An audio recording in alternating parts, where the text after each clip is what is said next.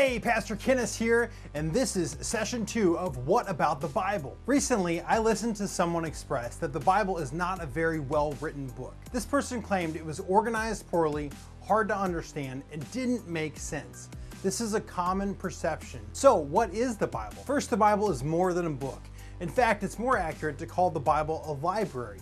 It's made up of many individual books written over hundreds of years by numerous authors addressing all kinds of topics and written in various cultures and use many different styles of writing. In this session, we will look at the various styles of writing found in the Bible: poetry, law, genealogy, letters, prophecy, proverbs, and parables. But what's so important about knowing the writing style you're reading? Now, you may have heard someone say something like, the Bible is the manual to life. And this may be true, but it's quite a bit more complicated to read the Bible than the standard manual that came with your smartphone. In fact, most of us just toss the manuals that come with our latest device in the trash can and figure it out as we go. The Bible is far more valuable to our lives than to just toss it away, but it does take a bit of education to know how to read it properly. A type of literature you may be more familiar with than the Bible is the newspaper. Even though these days most of us get our information digitally, understanding how a newspaper is organized can better help us understand how the Bible too is organized. On the front page of a newspaper is the main headline, the most important article the editor of the newspaper wants you to read. But that's not the only story in the paper.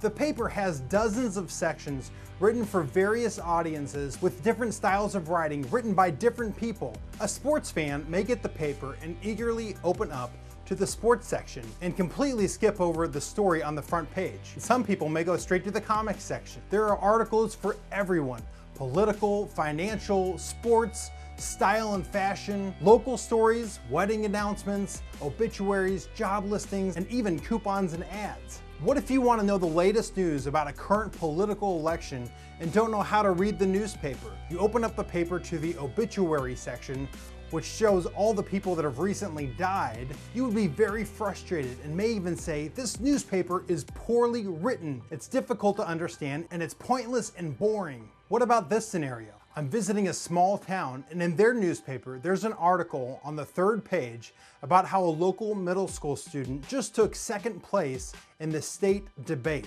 This article may mean very little to me and seem quite pointless. But if I was the parent of that middle school student that got second in the state debate, I may cut out that article and even post it up on my wall framed for me to look at every day of my life.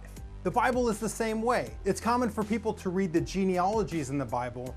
You know, this guy was the son of that guy, and that guy was the son of another guy, and so on. And someone may say, that is so boring. Why would I even care? What is the point of that in the Bible? Well, a long list of someone's genealogy from thousands of years ago may seem pointless to some, but not to everyone. To an ancient historian or anthropologist who studies humans and their societies, it is fascinating to have the actual names and genealogies of people who lived thousands of years ago. So to one person, some details in the Bible appear meaningless, and to another, those same details are extremely valuable. Just like a newspaper, we have to know how to read the Bible to fully understand and to avoid misunderstanding it.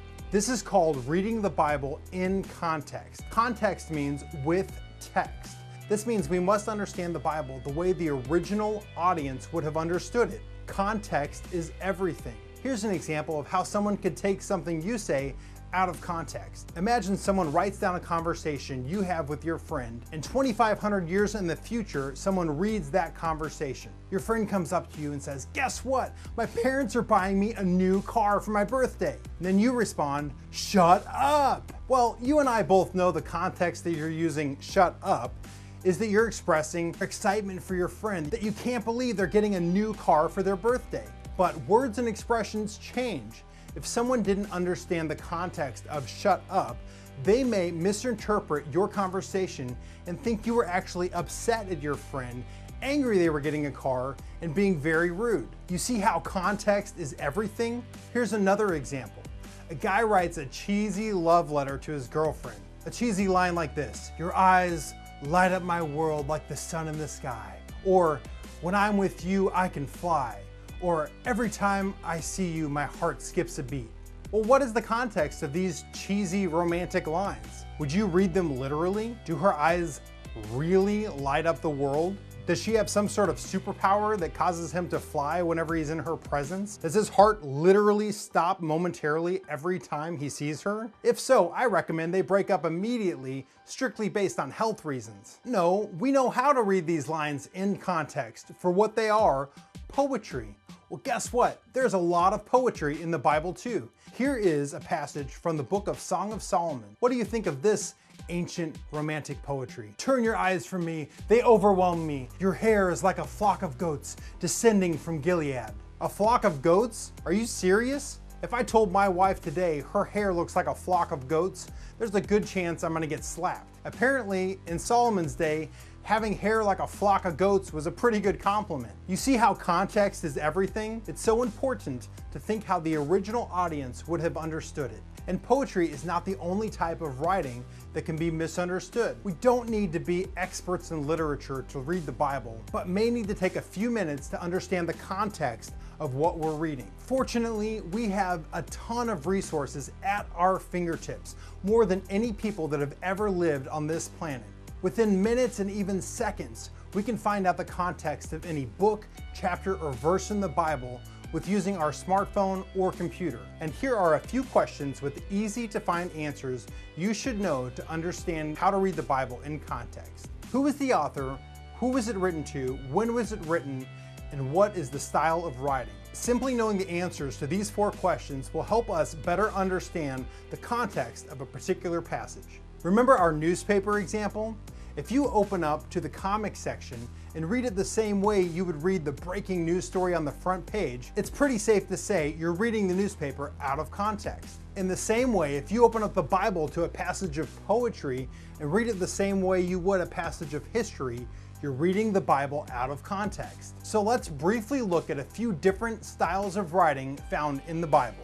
Historical narrative. These are factual stories of what happened at a certain time and place involving people, nations, and historical events. Authors recorded the actual events that happened, both good and bad, without passing judgment. So when reading historical narrative, we should judge in the full light of Scripture. What does the whole Bible have to say on that subject? For example, in the book of 1 Kings, it says King Solomon had 700 wives of royal descent and 300 concubines. And in fact, they did turn his heart away from the Lord. Well, some may say, there you have it, the Bible said it.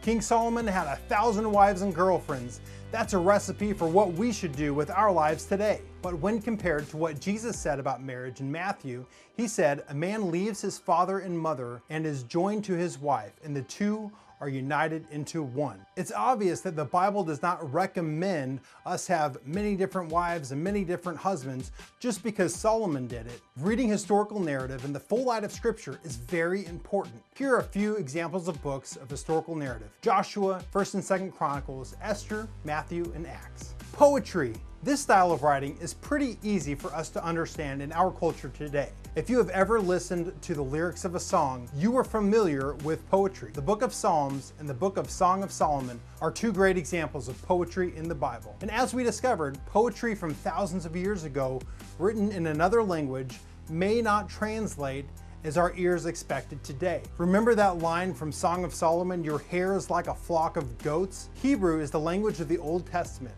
and Hebrew poetry has a meter and rhythm structure different from English's poetic rhyming structure. So even though they're both poetry, there are differences. That's why reading in context is so important. Even so, some of the most beautiful and timeless poetry ever written is found in the Bible.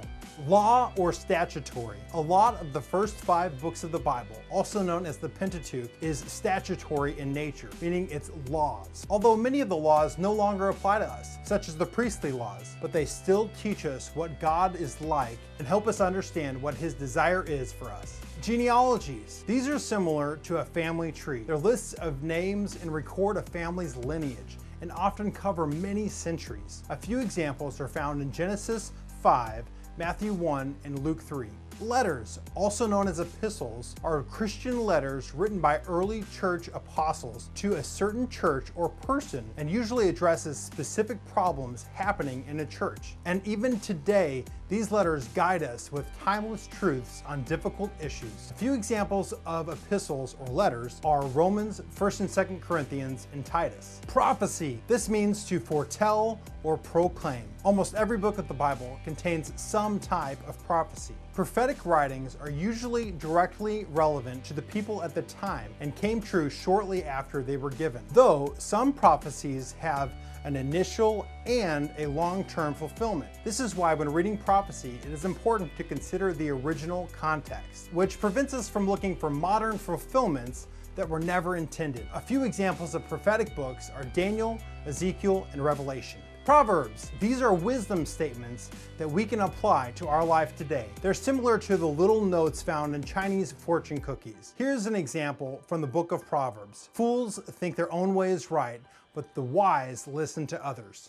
The book of Proverbs and Ecclesiastes are two books filled with these proverbs. And finally, parables. These are short stories that use images, situations, and characters as an object lesson to illustrate a specific truth or moral. Parables paint a mental picture of a familiar idea from everyday life alongside a new or unfamiliar idea. This comparison helps us better understand and grasp the new or unfamiliar concept.